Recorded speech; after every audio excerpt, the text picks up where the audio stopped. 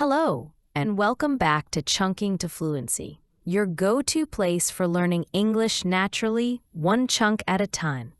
In today's lesson, we'll be working with 25 brand new, slow English sentences, all designed for intermediate-level learners. Inside each sentence, you'll find useful phrases and expressions, or chunks, that really native speakers use every day. Your job? Just listen closely and shadow what you hear. That means repeating each phrase out loud.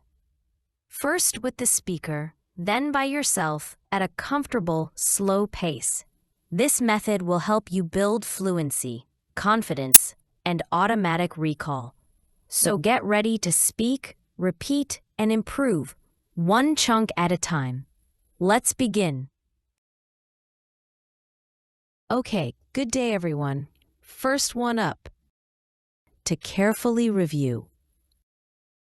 Again, to carefully review. We use this chunk phrase when we want to make sure something is okay, or maybe to double-check something for accuracy, like the final repairs on a vehicle or coding of a computer program. It can be something like a safety measure, used in order to avoid future problems. Let's use an example sentence. The manager asked all employees to carefully review the reports. One more time. The manager asked all employees to carefully review the reports. Okay, moving on to the next one. The birthday gift. And once more, the birthday gift. Okay, I guess you could say this one is my favorite chunk phrase on today's list. Who doesn't like birthday gifts, right? Let's see it in a sentence. Have you picked out your mother's birthday gift yet? And once again, have you picked out your mother's birthday gift yet? The next chunk is a good one to use during the winter time. It's about staying warm. A warmer coat. Again, a warmer coat. And now a good example sentence. If I were you, I'd take a warmer coat. If I were you, I'd take a warmer coat. A warmer coat would certainly make the cold weather more bearable, don't you think? Next one, an important chunk to remember, and it describes the importance of a call that you are waiting for. Here it is, an important call. Once more, an important call. Great, now let's see it in action. I'm waiting for an important call, so I can't leave right now. I'm waiting for an important call, so I can't leave right now. Next on the list is when you're ready. Once more, when you're ready. This is a handy phrase to use while waiting on or for someone. It lets another person know that you are patiently waiting for them.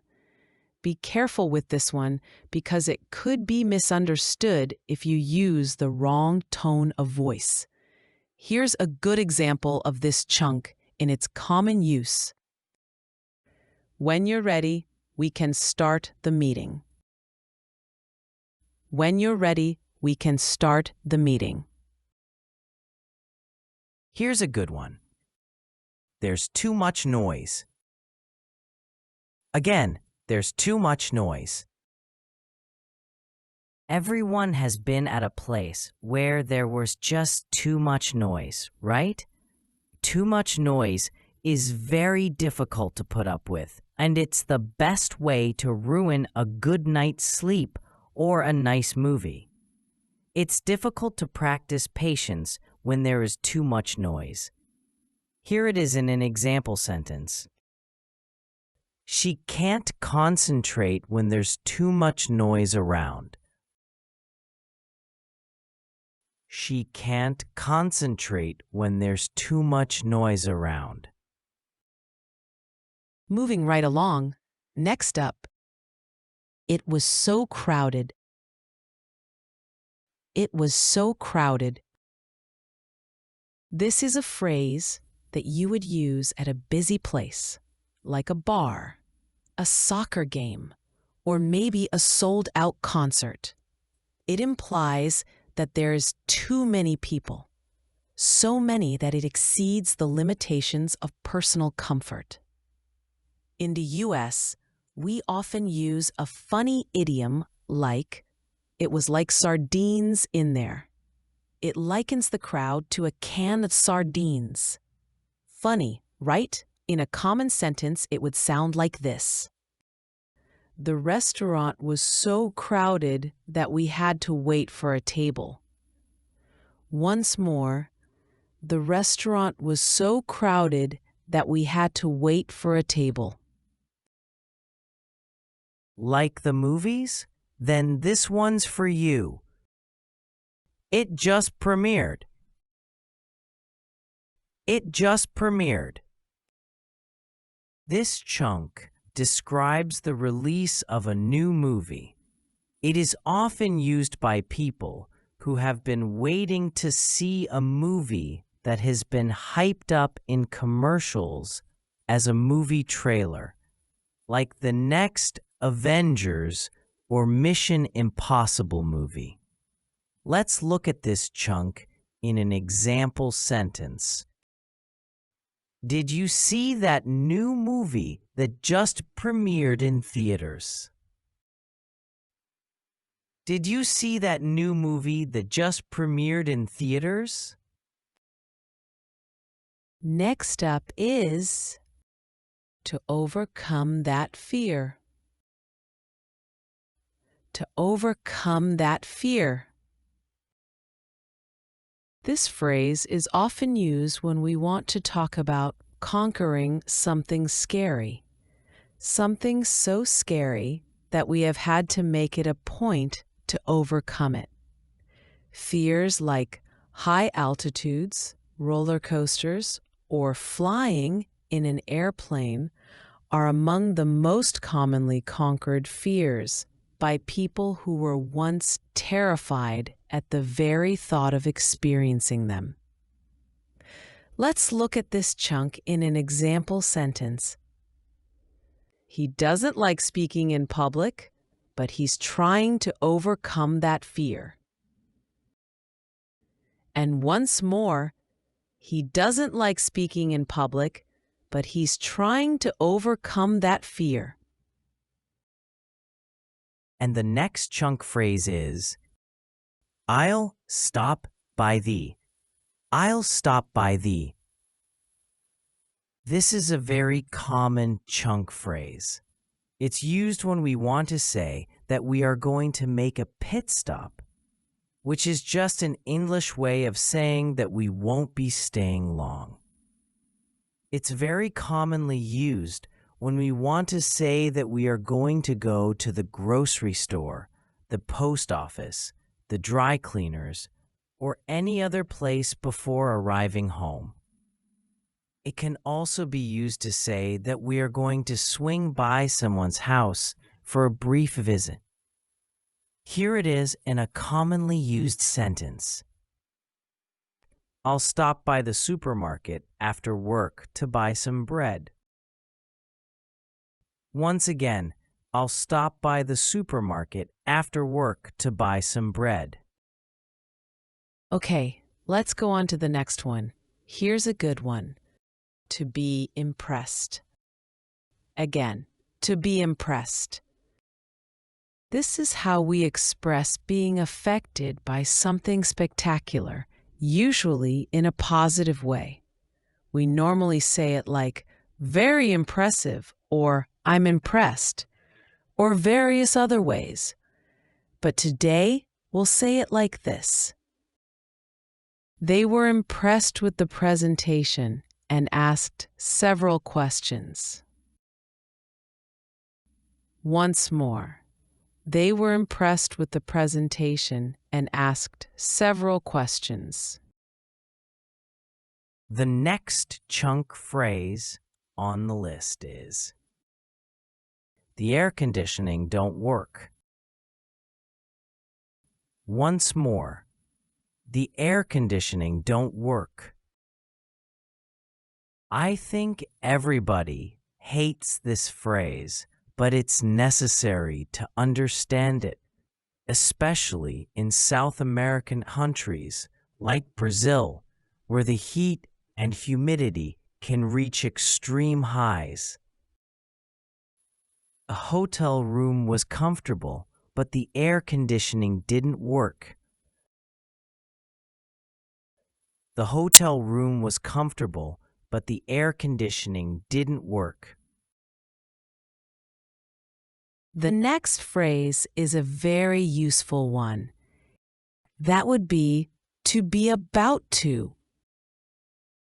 Again, to be about to. Why is this chunk so useful? Because it lets us express what we are at the point of doing, saying, etc. We can say, I'm about to go fishing. I'm about to say something awful. Or, I'm about to bake a cake. It's very handy because it speaks of our intention in the very near future. In the following sentence, it is used in the imperfect indicative tense, expressed to indicate what one was about to do. He was about to leave when it started to rain heavily. Once more, he was about to leave when it started to rain heavily. And for those that prefer to keep things calm, this one's for you. To avoid crowds. Once again, to avoid crowds. This one is quite obvious, isn't it?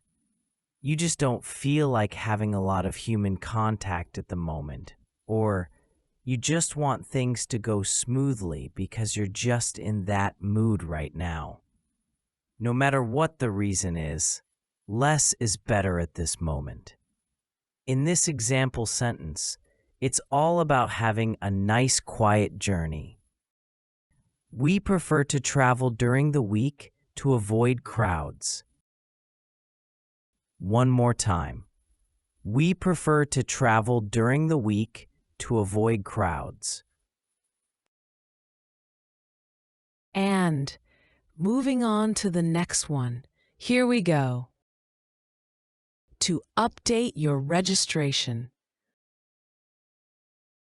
Again, to update your registration. There are some places, maybe a government body, an online website, or maybe a private group that may require you to keep your information on file to be up to date. Perhaps once a year, once every 2 years, or in the case of a driver's license, usually 4 years. It's up to the terms that you have agreed to with that organization. Here it is in a commonly used sentence. You need to update your registration in order to keep using the service. Once more, you need to update your registration in order to keep using the service. Another handy chunk for you. In the middle of. Once more, in the middle of. We often use this chunk phrase when we want to express what we are currently involved with, such as in the middle of an important meeting, or maybe you want to use it when referring to the location of something, such as in the middle of the street. No matter how you choose to use this handy little phrase, you have to admit it's quite useful. Now let's hear it in a sentence.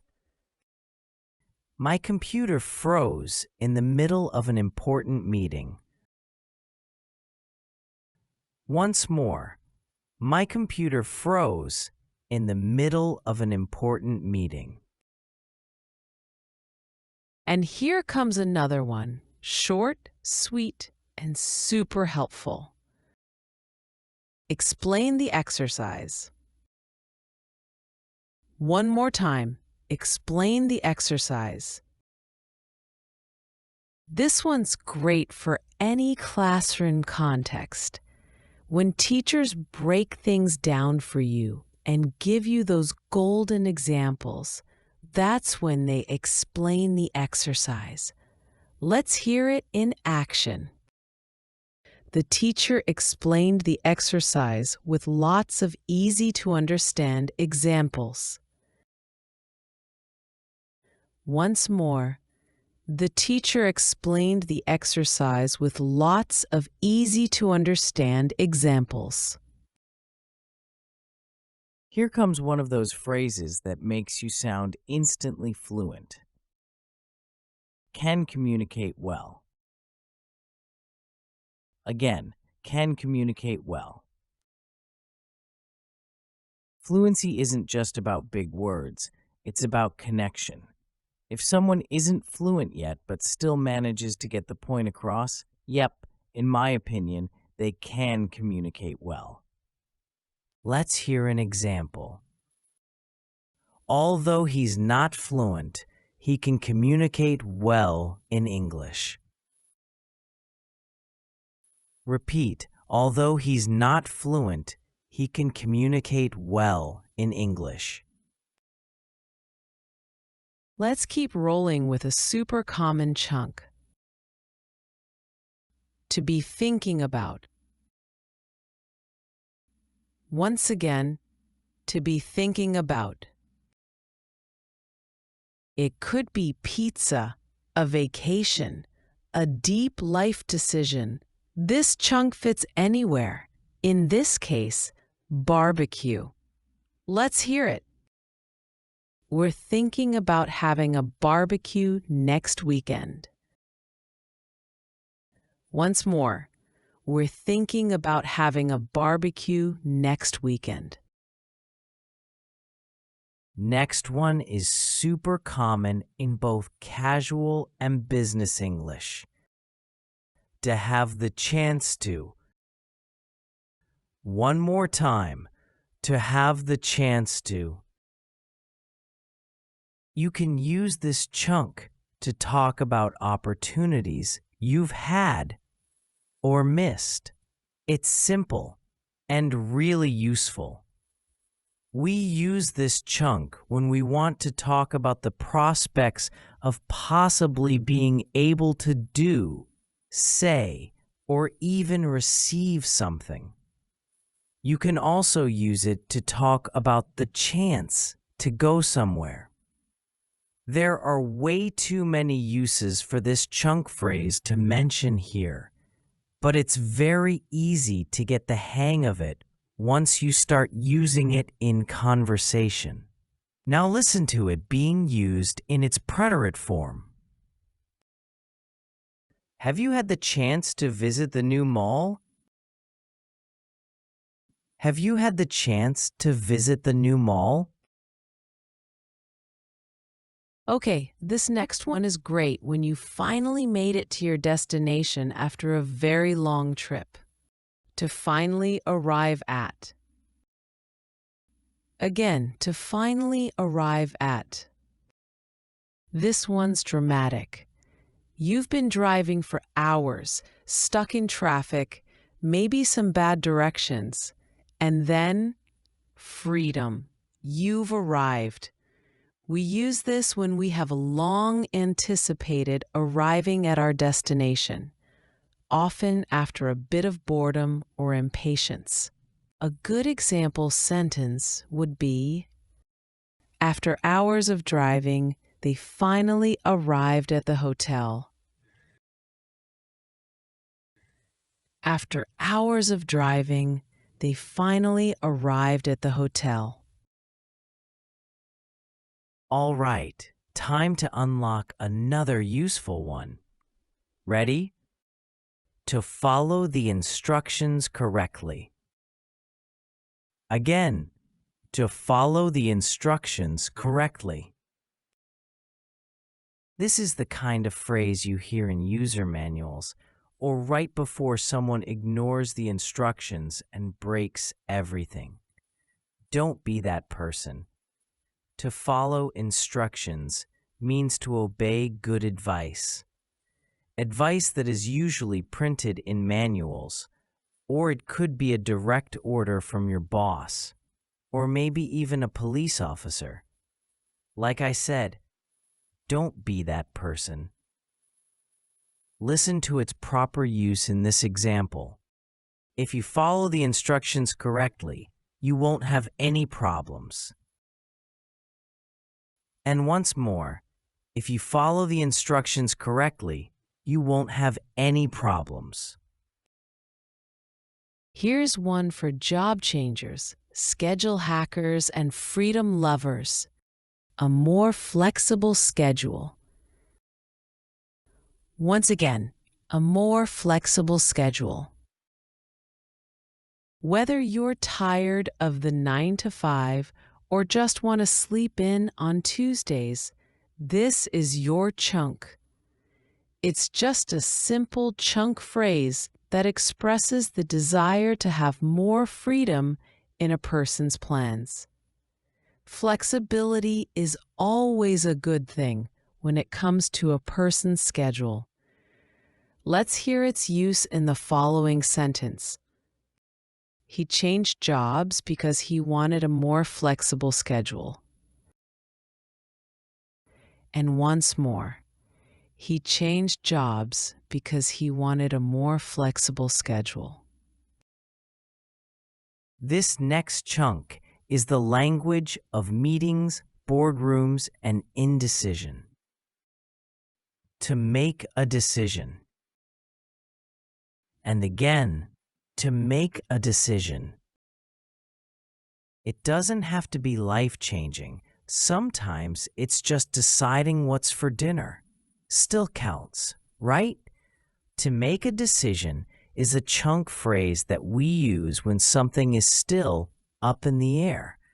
By the way, up in the air is just a simple idiom that we use to say that something is still undecided. Hear it in proper use in the following sentence.